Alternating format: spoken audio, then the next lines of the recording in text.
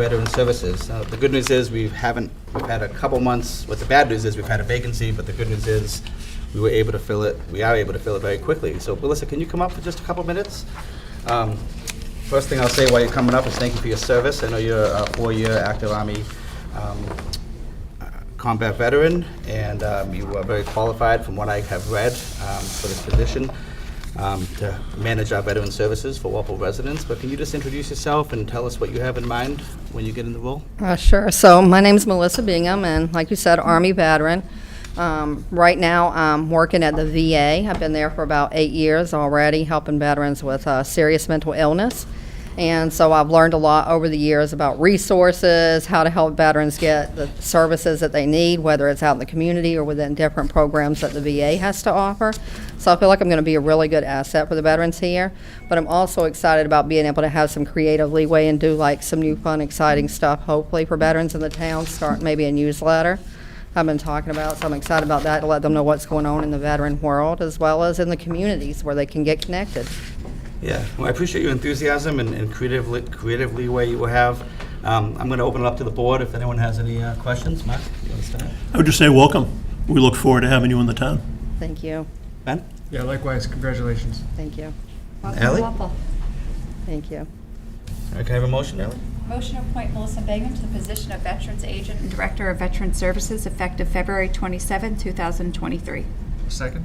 We have a motion and a second. All in favor, please say aye. Aye. 4-0. Congratulations and welcome. Yeah. Thank you.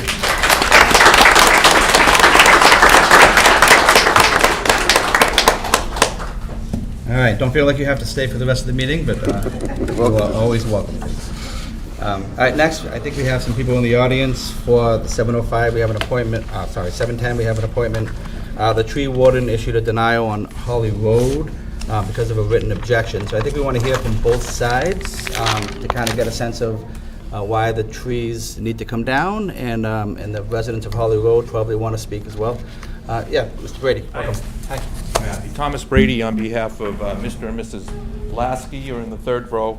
And Mrs. Lasky's brother is Tom Roach. He owns Roach's building company. I didn't provide in the packet, but I just think it's going to be helpful for you guys to see these trees and show you. Snap the picture. Thanks, Tom. So, picture's worth 1,000 words, right? So, Mr. Roach, on behalf of his sister, sent a request to the tree warden, Mr. Monta, and there was a hearing over Skype, I believe, in early January, and the neighbors sent a letter basically saying that they didn't want the trees to be cut, and therefore your tree warden denied the request and said that we have to appeal to the Board of Selectmen. So that's why we're here. So the Laskys are planning to move to Western Mass. Tom, a builder, is going to buy the house. He's going to raise the house, he's going to take it down, turn it around, because he does have frontage on Holly Road also, and put a 2,500 two-car garage, probably colonial, in there. But it's all going to be done as a matter of right through the zoning bylaws. He won't need any variances. So that's why we're here. Currently, the house sits the other way, and it's accessed through East Street, directly across from Bird Middle, where they're doing the construction. And that's a private way, so they got to maintain, snow plow. If you drive down there, it's a bumpy road. But there's two families. I think there's a 4 to 6 family right in that area. So the reason is to turn that around, put a beautiful new house in there, and to have access. We have a curb cut for the driveway, but the driveway goes in between those 3 trees that you have an X on. So that's why we're here. We're requesting your help just to get this done. I appreciate the summary. It's good if you could just stick around, obviously, but the residents might have some questions, and we want to make sure we get those answered. Does anybody want to speak who wrote the letter yet? Come on up.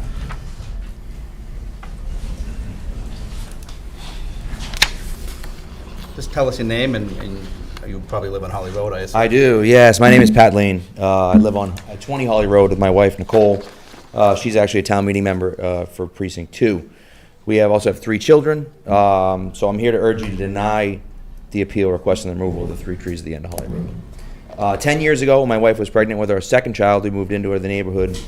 Now, with 3 children in our family, we spend countless hours playing together in the yard and street in front of the house. Part of the appeal of our location is how quiet the street is, and taking those trees down could be the beginning of the end of that quiet that we've grown so accustomed to. The end of the cul-de-sac under the line of trees is a place where the neighborhood kids spend hours playing. They play under the trees in the winter when the plow makes huge snow piles up at the end of the road after a storm. They use the roots of the trees as kind of an obstacle course with their bikes. They play hide and seek behind the trunks. They seek shade from the sun on warm sunny days. Removal of the trees will have significant impact on the neighborhood. For years, we have paid out of our own pocket for the upkeep of the area around the trees with our neighbor across the street. We also shared the cost of replacing the fence behind the trees, which was originally put up over 30 years ago by the neighbors of the original neighbors of those 2 houses on Holly Road. We strongly believe that these line of trees are an important part of the character of our neighborhood.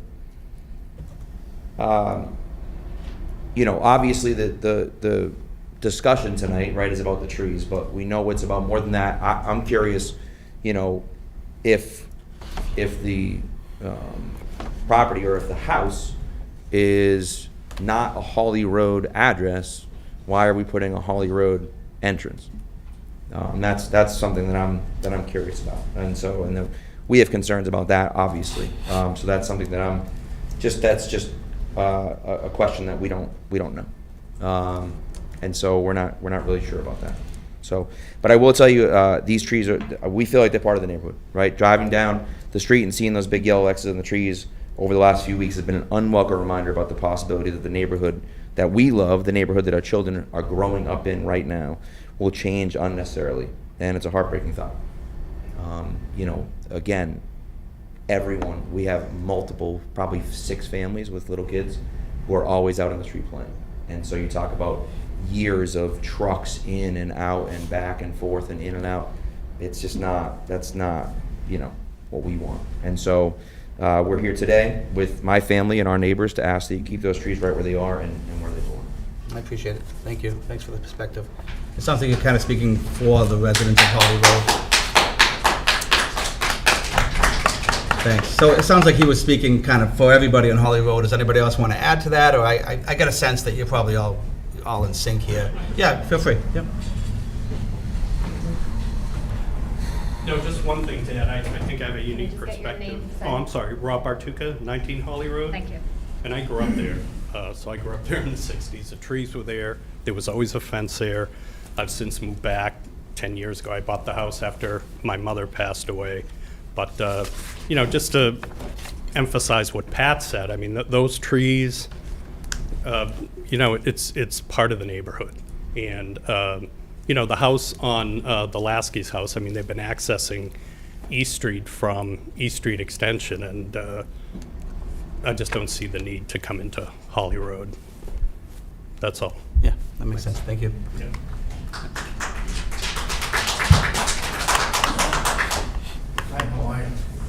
George McMahon, 11 Holly. In regards to what my neighbors were talking about, the picture that the gentleman had passed out, excuse me, really doesn't do the trees justice. Those trees got to be 80 feet tall. They're mature, nice pine trees. They're not diseased. Within our neighborhood, we have been battling with, we all spray our trees for the winter moth. Between Robbie's house and my house, we lost, must have been a 60-foot setup of hemlocks, like 5 years back. And these were 20-footers anyways, 25. So we've had a lot of, the destruction amongst the trees and, that natural beauty. And now you look at those pines that have been just a great wall that, without getting all, about the wildlife, that take advantage of it. And it's clear to see that if they want to build a new home, that they don't, I don't know what the frontage is on Holly Road that they would need to switch to a Holly Road address, as opposed to their East Street address now, where they have an unobstructed frontage on that road. You know, to take down 3 trees to give them 12 feet, and when they take those trees down, the root systems are intertwined. They're either gonna dig them out, grind them, they're gonna interfere with the life of the other trees, and more, you know, in 10 years, they'll all probably be dead anyhow. I'm against it. My family is, my wife. And it's just, you know, in this day and age when we're trying to save trees, you know, we're doing all we can, you know, the whole green movement, and to cut down 3 mature, beautiful trees like that, just so you can spin a house to make more money on it, you know, by changing the address and make it, you know, it's all about money, and it's just wrong. So that's where I Thank you, stand Mr. on McMahon. it. Thank you. There was a Yeah, question. you want to respond to that? Go ahead. And then you can have a, you can have a turn as well. Yep. I just wanted to say it is a legally existing lot with frontage on Holly Road. Yep. The Laskys, the taxpayers, they have the right to use that public road, so. Yeah, I that's, understand. And that was a question that. Yeah, thank you. Please tell us your name, please. Hello, I'm Kristen Berg. I actually live on Beth Road across from where the connecting cul-de-sac to Holly Road. So I grew up on Beth Road, so we have a lot of memories there. And as an adult, I moved back to Beth Road. But I moved back because of, you know, how the neighborhood was and how it's been for the last 70 years. I never would have moved back if I knew it connected to Car Village, is what we called it. And we actually just did a $300,000 addition on our house, so now I'm concerned about the valuation, having done that less than a year ago now. So I'm just concerned, like, I wouldn't have done that work to my house knowing that this may have unfolded this way, connecting us to Car Village that has, you know, kind of lower income housing, apartments, things that could potentially affect our home values. And then this is my daughter, Brittany. She just wanted to say a couple words. Hi, Brittany. Hi, I'm Brittany. I live on Beth Road, connected to Holly Road. My friends on Holly Road, we enjoy playing games and riding our bikes. We also like playing in the snowbanks right there, and all our memories take place, like when I got my shoes stuck in the snow and I had to walk home barefoot in the wet snow. This is going to make us play different down the street when I ride my bike down there, and your house will be right in front of where I usually ride. Thank you. What grade are you in? 4th. Great job. Thank you.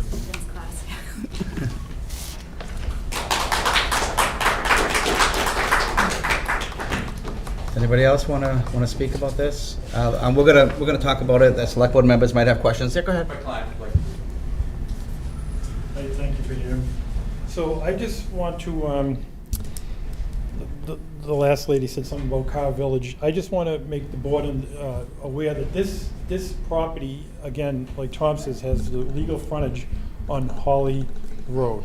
If this is allowed, it's only going to be one house, not a big development. It's just one house at the end of the road, all right? A new house. It's not like we're, I don't understand the logic about putting so much money into a house and it's going to be, you know, because there's going to be money put into this house too. It's going to be a brand new house. I feel that, like Tom said, my sister and brother-in-law, they pay taxes here their whole life. All we're trying to do is, by right, is tear down a house and put up a new house. The town does not maintain the right-of-way. It's been a lot of hard years with that. The right-of-way doesn't even show on the assessors map. I feel that this is the proper way to build this house, all right? Not coming in off-road, coming on the legal frontage of a road. I understand that neighbors might not want change, but, change is inevitable. We're only talking about 3 pine trees that were more than likely planted as little saplings, 30 years ago at the end of the road. They're very tall. I think my sister and brother will tell you that when they have a windstorm down there, they're worried the trees are going to fall on the house now. these are not some exotic trees. They're pine trees that just grew, you know. And so we're not opposed to, I'd like to throw in there that if we allowed to take these 3 trees out, we'd be happy to replicate with 3 trees somewhere else in that vicinity. You know, we're just trying to get access into the lot, and I feel it's the right, if you make the decision, it's the right decision to do. They own the property. It's just blocked by some old pine trees, so. Thanks for adding that. Can I just clarify, is this going to be a Holly Road address once the new house is built? Or will the address? That would be determined by the planning board. We don't, Okay. not exactly sure.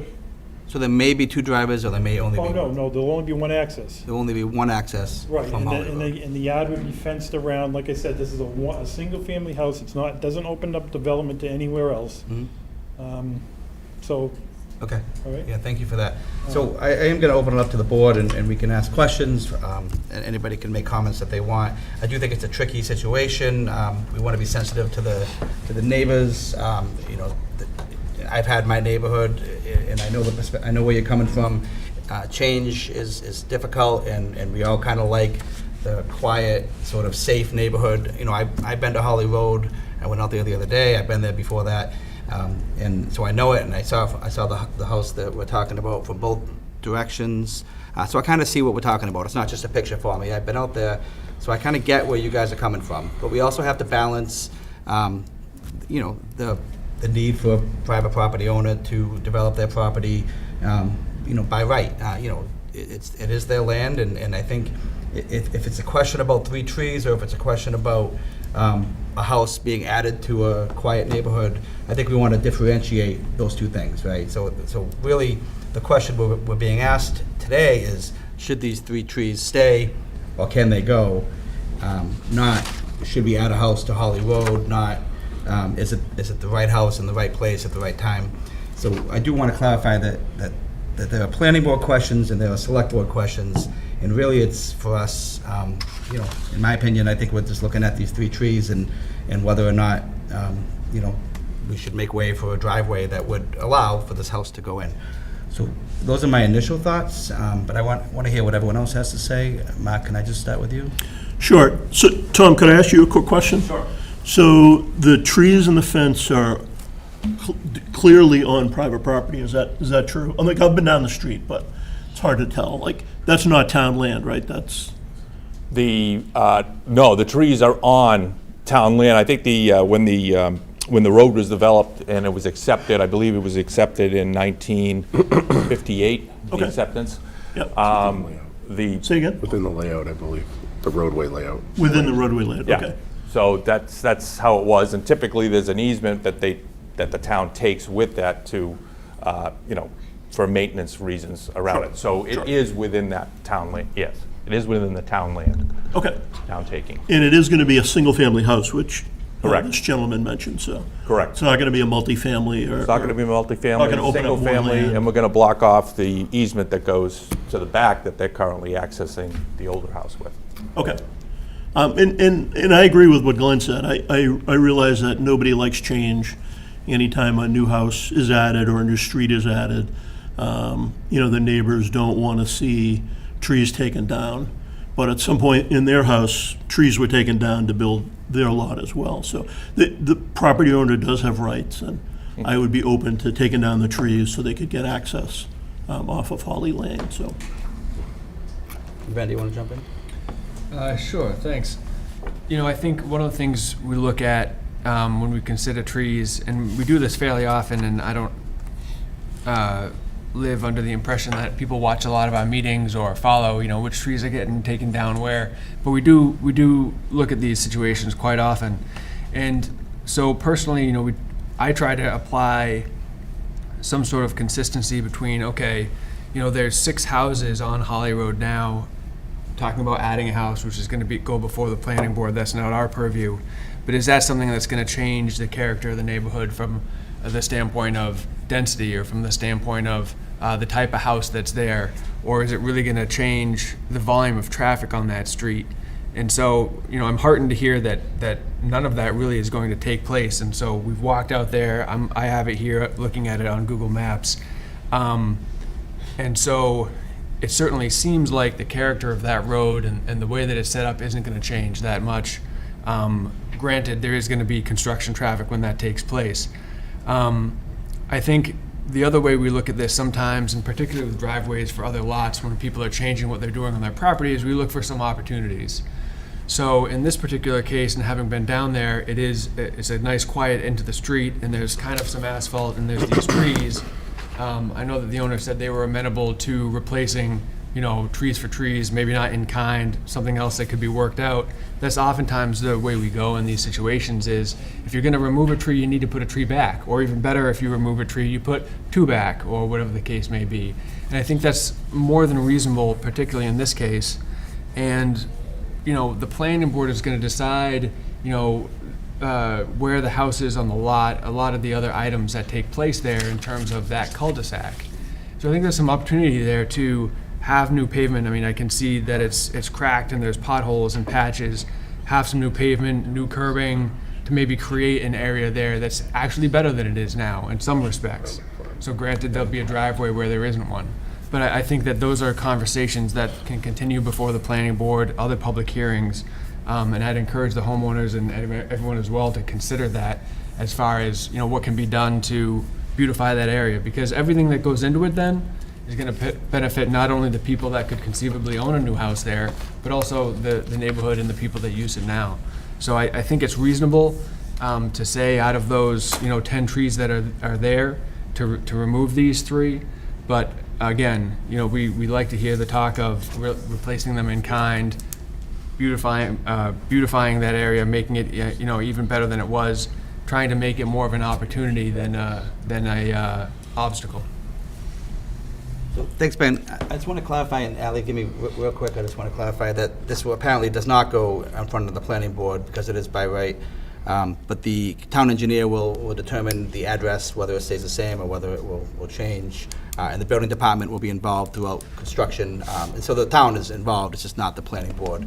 It's not part of that process from what I That's understand. correct. Is that right? Okay. That's correct. Okay, so then the town can be involved in coordinating everything that I just said about the pavement and the trees and all that. I mean, the idea isn't that it's just, once this board is done with it, it's the Wild West and anything could happen. That's certainly not the case. So that's the point.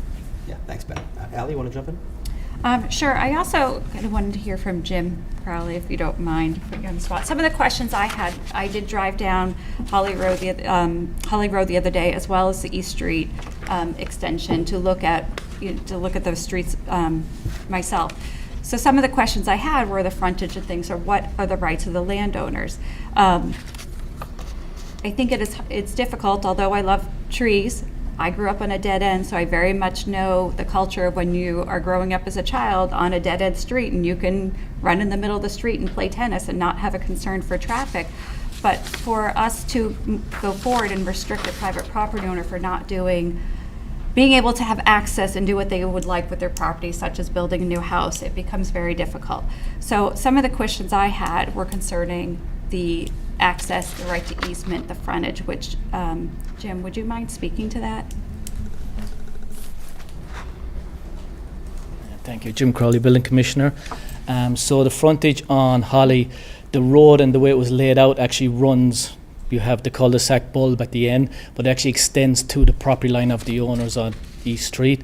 So town property goes right up to their lot line, which so once they get a curb cut, legally they're allowed access their lot through there. You don't have to access your lot from the front all the time or rear. Sides, you can come any way into your lot, but they have legal frontage on the Holly Road. And I think that, here talking with Jim and hearing that, I think that's where it becomes difficult, is that they have legal rights to the frontage on Holly Road, and it's creating one driveway and one single house. I know for the neighborhood, that is dramatically different than what they've currently had and what they've had for 30 years. But it's very difficult as a member of the board to really restrict what rights a property owner has. Okay. Thanks, Ally.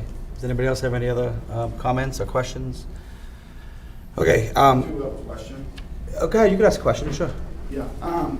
In regards to the frontage, because I couldn't find it on any pieces of paper, what is the frontage of that property on Hawley as opposed to 555 East Street?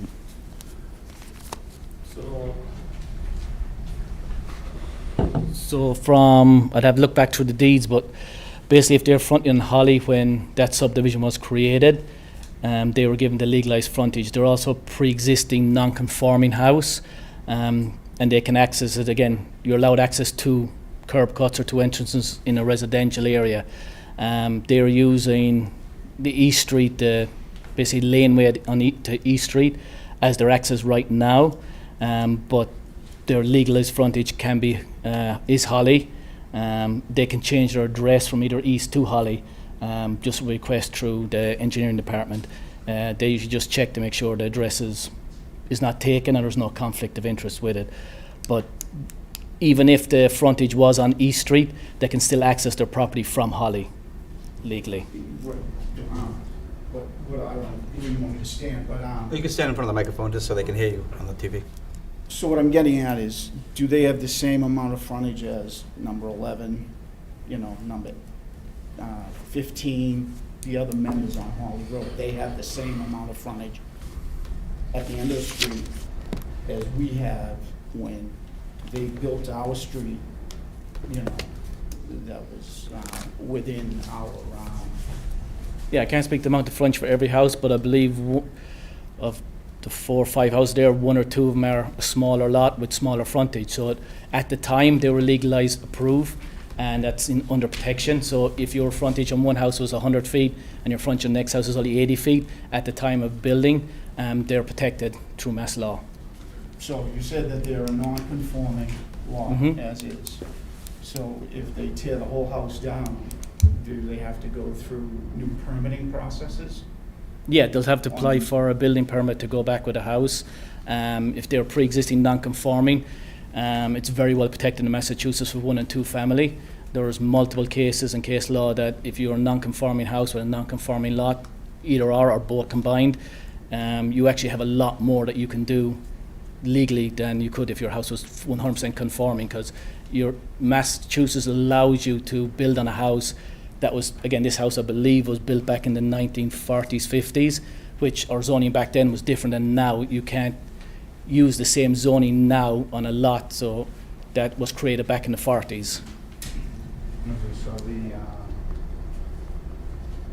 So what I would like to see, we don't have a lawyer with us, is before any trees are cut down, is that the full permitting process has been completed and in hand before you guys cut the trees down. So, Mr. McMahon, I think we will, we do everything by the book here in the building department. They know what they're doing, and I think we'll ensure that we do it the right way. We don't want any missteps. We agree with you. We want it done the right way, and we will do this the right way. Will So there be other hearings, correct? this is, pardon? Will there be other hearings because it's a non-conforming lot? No, there were no other hearings, but there will be a permitting process, and you can go talk to Mr. Crowley in his office. He can answer all your questions. He's very smart and open book guy. That's fine. Yeah, so, and that was my other comment. You can sit down. That was my other comment, is I think what we do here today, I want going forward, is for the developer and the neighbors to work together. I've seen some adversarial relationships, and I don't think this is gonna be one of those. I hope it's not, because, they're concerned, I heard concerns about construction traffic, and I'm sure you can take steps to mitigate that. Go ahead, yeah, you can respond, but I mean, my general comment is, I would like you to move forward in a way that communicates frequently with the neighbors. I totally agree. I've been building for almost 35 years now, and I find that it's much better when, the builder, this being myself, working with the neighbors. It just goes so much better. And I wanted to bring something up. Another benefit would be for the neighborhood. I think Allison brought up different benefits, but I've talked to the DPW, and from my understanding, at the end of the road, there's a catch basin that kind of overfills. It backs up, and they asked me if we were to build the house and we're doing construction, could they come onto the lot and try to fix whatever piping is in there? And I told them that we would. I just wanted to make that. Yeah, no, it's great. So anything we can do to make it better and to Right. kind of ameliorate the situation would be appreciated. I just wanted to add that. Yeah, Thank you. thank you for doing that. Eighth Street too, that'd be nice. It's, does Ally, do you want to make a motion? Do we make a motion? Yep. Motion to overturn the termination of the tree warden and approve the removal of 3 trees as requested at the end of Holly Road. Second. We have a motion and a second. All in favor, please say aye. Aye. Opposed? It's 4-0. All right, thank you. Thank you very much.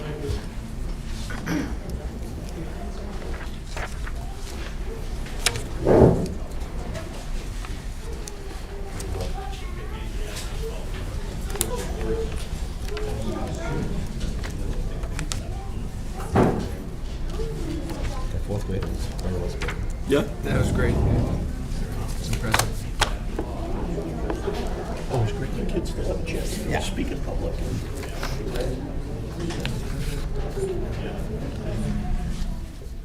All right, Liz, if you want to come up, I think you're next. You're going to tell us a little bit about our vote.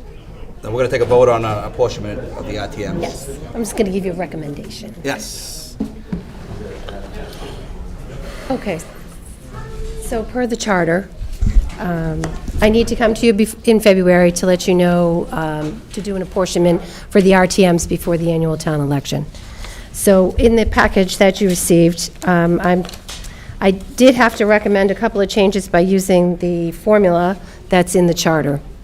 So what it's looking like is that Precinct 3 has grown, and I'm going to say it's because Pennington Drive is, I believe all the buildings are built, and so they're starting to populate in there. They picked up quite a few voters and residents that are there.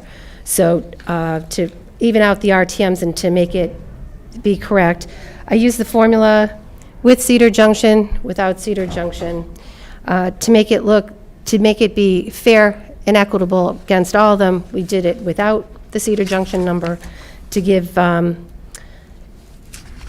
Precinct 2 would have 19 from 20. It used to have 20, it would have 19 now. Precinct 3 that had 19 will now have 20 because of the increase of residents there.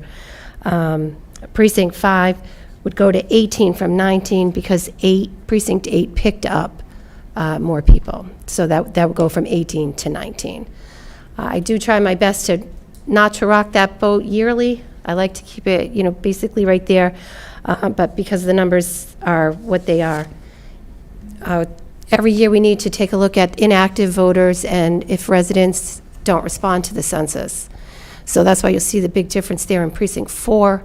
I believe that's going to take care of that whole gatehouse where they don't respond. We know someone's coming in there to take the places of the people that we've lost there on the graph that I gave you, so on the table. So that's what I'm recommending to get the 150. Okay, thanks. That makes a lot of sense. Where do you get the updated population? Now, the U.S. Census is done every 10 years, but you have a local census? That's right. So I use the state voter registration information system, and there's a tab there that I can get wards and precincts by residents and voters. So that's where I get my initial number. It's by ward and precinct, and it tells me how many people are there. And I play with it all the month of January, see how it's coming and going.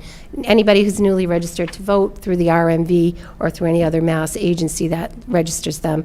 And then it gives me those numbers. And then I take them, I times them by 150 and divide them by, not our census number because we don't seem to hit that, so I do it by the census that I have in the state system. Okay, great. That's where I'm getting that from. We don't have to go down the line, but if anybody has anything they want to ask Liz or talk to Liz about? No, it seems reasonable. Motion to support the recommendation of the town clerk to change the present appropriation of RTMs with an increase of 1 RTM in precinct 3 and 8 and a reduction of 1 RTM in precinct 2 and 5. Second. All right, we have a motion and a second. All those in favor, please say aye. Aye. Aye. 4-0-0. Thank you. Okay. Mr. Czachowski, you're next. Good to see you. We're going to talk about the master plan and give us an update, and I think we're heading almost at the end at this point. Almost at the end. Great. Yeah. So first of all, I want to thank you for the opportunity to give you the update. I was here last on March 3rd, And at that point, we were still in the middle of things. I first just also want to recognize the members of our committee who've been working really hard. We've had really good attendance, and members have really done due diligence in reviewing the documents and giving feedback, and some really good conversations and a lot of good opinions on things. So certainly I want to recognize Glenn as the representative from the select board, Katie Turco-Beatty, who's the vice chair, then Dean Beavis, Ashley Clark, Carrie Donadio, Andrew Flowers, Janet Fascinello, John Haschenegger, Jennifer Karnakis, Mike McGrath, Danielle Murphy, and also Margaret Kodarf went off the committee in the middle of the year because she was on the Economic Development Committee and left that position. So her slot is basically we have an open slot, which is never filled. And also I want to thank Patrick Desane. He's been superb in his support to our committee. He's really been the key in making everything work, and also he brings a lot of expertise as well with his planning background to our committee. So we're very thankful to him. And certainly Judy Barrett and the Barrett Planning Group and her team. I think that they really bring a lot because she has done so many other master plans in Massachusetts, has a lot of experience, and really was able to help us. And in particular this year with COVID, that was our biggest challenge because the whole purpose of a master plan is to represent what the community wants. So getting input, doing the community meetings, that was very challenging because of COVID, and they were her organization was very helpful in helping us navigate that and doing some alternate ways. And again, that is the most important thing in the master plan. It has to represent what the community wants, and so we certainly spent a lot of attention. So where are we now? So we are really at the end of the process. We have gotten from Judy and her team the draft of their key findings and the inventory of the town, and we've gone through those drafts. We also got a draft of the vision and the goals based on the input that we got, and then she gave us the draft of recommendations. So there are recommendations. They're in 10 different elements. Which are now 9 because of the way we organized them. And just to refresh your memory about the elements, 7 of them are mandated by state law, and then I think it was your board who added an extra 3, which are very important, by the way. That really was being responsive to the current events. So what the 10 elements or goals are is economic development, open space and recreation, natural resources, land use, climate change, housing, transportation and circulation, municipal facilities and services, historic and cultural resources, and community health. And the 3 that were added were climate change, historic and cultural resources, and community health. And again, those are also very important, responding to needs of today. So the committee has we spent several meetings going through the recommendations that Judy gave us. And again, that's the heart of what comes out of the master plan, is what should the town be doing over the next 10 or 20 years. And we've had votes on all of them. We've had a lot of changes, and again, good debate in the committee. And she has taken all that material back. And so really what we're waiting for now is the final draft. And there were reasons why that's been delayed, but I'm very hopeful we're going to get that very soon. She's had some issues with COVID and things, and other issues with staffing. But that's really the only part left is for the committee to get the final draft. And then what we're going to do, we want to review it very carefully. We're going to do a final vote on each of the recommendations because there was a lot of going back and forth on things. And I want to make sure that all committee members feel very comfortable with what we came out with. And then we will be reviewing, all the different sections as far as the so-called findings, because they interviewed, town officials. They got a lot of data from different sources, and then of course they've looked at the history of Walpole, and they've looked at the past plans and so forth. So they brought all that together. What we've seen is very good. So I have no doubt it will be a very good product. And Patrick is working with Judy Barrett to get this final draft. It's almost complete, is what she's told us. And then when we get it, we want to allow a couple of weeks for the committee to read it. We want to make sure that they have enough time to really read it and give their attention to it and be able to really respond to it. So this is the most important step right now, is to get that. So I feel very confident that we're going to get a good report, because we have seen all the pieces. It's just we don't have them in the final draft. And as I said, we've had some good discussions on the recommendations, and there's over 100 recommendations. So that is where we are now. The next steps would be for us to go to the planning board, of which, of course, I'm a member, and Katie's a member. The only board that has to approve the master plan is the planning board.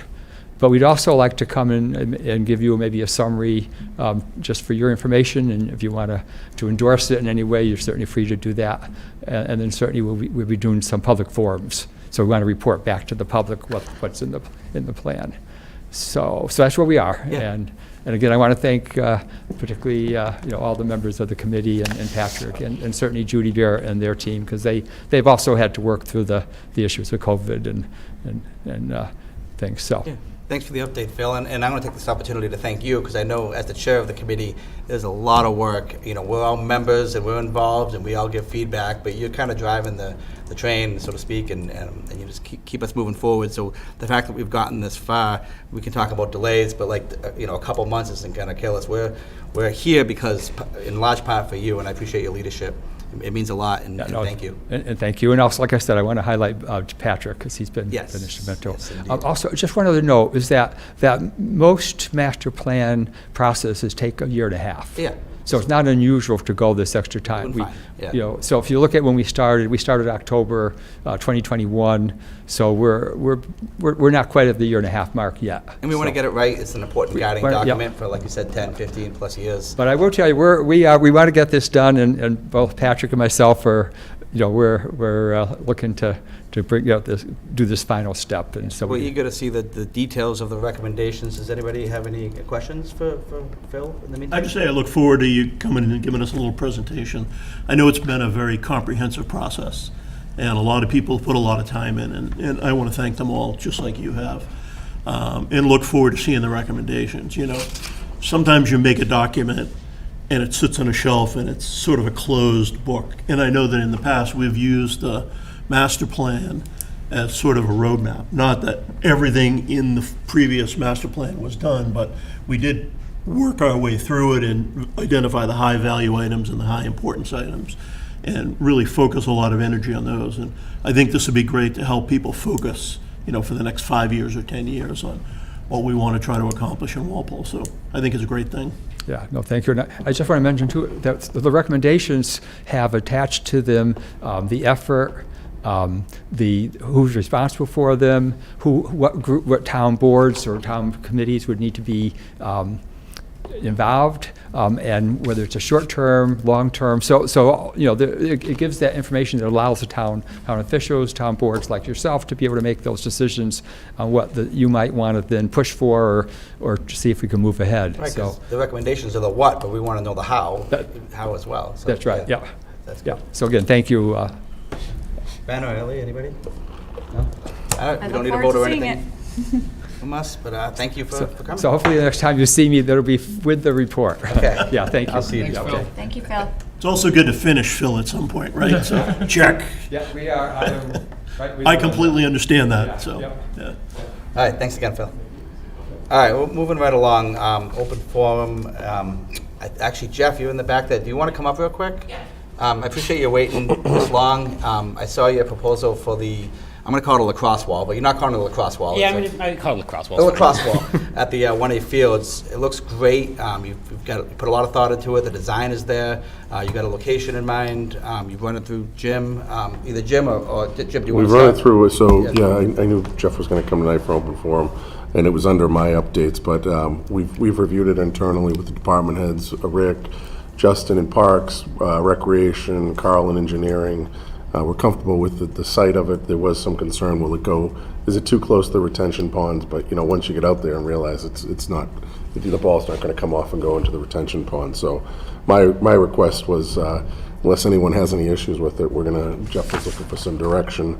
And, you know, it's what we've been doing with these types of projects is if no one has any real concern, yeah, go ahead, go forward, do the fundraising efforts that you're gonna work on, and hopefully we can get something built within the near future. Yeah, I mean, we're moving pretty forward on the fundraising. I mean, and that's sort of why we're here. One of the grants we put in, they requested formal approval from the town of Walpole before they would even consider us. Yeah. We're also in conversations with a fairly big local company who might even fund majority of it. So, I mean, we're going down two paths, and we're going down we're planning a fundraiser this summer. So in a perfect world, we'd have more than enough money that we could even do more than just the lacrosse wall. Yeah. You know, that's perfect world. But I mean, I feel pretty comfortable that we should be in a position this summer to move forward, at least placing the order. It's a 4-month order period from the time we place it to the time the precast company could deliver them. Mm-hmm. So we need a little time anyways. It's not gonna happen overnight, but it would be a little more comfortable for us just to go, you know,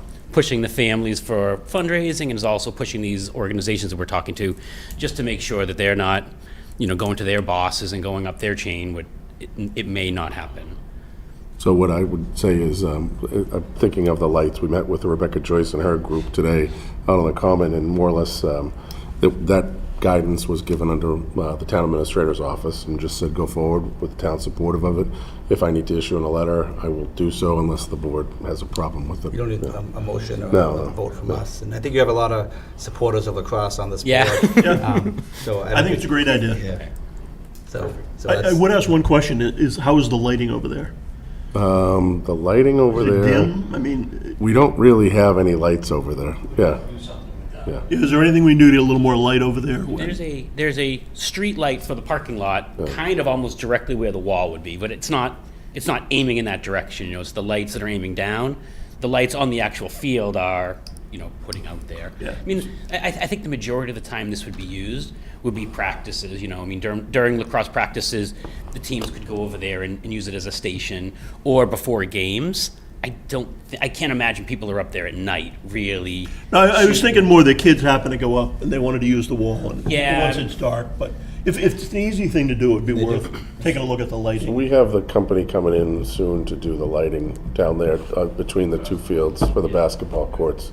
You can ask them to look at it. If it's low cost, I don't see us at it. Yeah, no, I think it's a great idea. I love the precast concrete. That's great. It seems like the way to go. I think if you look all the local towns that are doing it, not many are actually doing the construction and digging it and pouring it, which seems so much more. No, I like the little handout you gave Jim, and Jim shared with us, so it really showed how you're gonna do it, and makes a lot of sense. great. Yeah. So let's move forward and. Will do. I'll work with Jeff. Yeah, I'll keep you updated on where we move, where we are. I mean, fingers crossed. It's pretty soon. But, Okay. we're good. All right. Thanks, Jeff. Okay, Thanks for thank you hanging very around. much. Thanks. Thank you, Appreciate Jeff. it. Great. So, Jim, you want to just introduce real quick the sidewalk and parking lot resurfacing? Oh, yeah, sure. Request to vote to award bid contract 23-14, which is DPW roadway, sidewalk, and parking lot resurfacing at various locations to Bannon Paving LLC. We're getting a little bit of a head start on this, just because we're hoping to get the contractor in here sooner than we did this past year. So multiple bids were received. Bannon came in at $1,199,305. Rick's reviewed it with Carl and the rest of the DPW team. They're comfortable with the references, so recommend favorable action on this one. Okay. Any questions from the board? Ally?